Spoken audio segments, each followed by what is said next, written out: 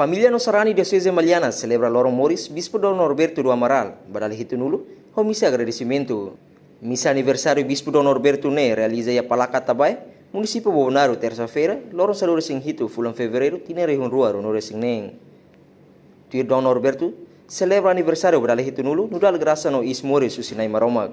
Nunemos anessa dom ida, nebe maroma karaik bania, ho di halau ninem nisaung ho dia. Sarane no congregação Sira, husi Diocese Maliana, fo presente ba Bispo Dom Norberto, hanesan tais, ai funang, qualquer aniversário niang, no presente selup, nudar sinal domim bamu Bispo.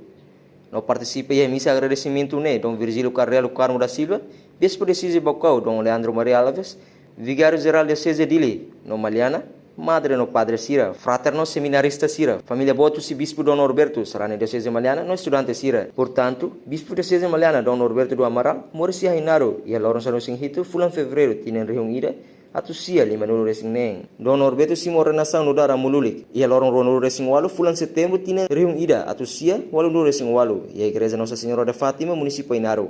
No renação episcopal no dar Bispo Diocese Maliana, e a Lorong Ronulu resing hat, abril, e tinen reun rua sanulu, e tasitolo dili. Reportagem Gilberto dos Santos, Televisão Timor Pós.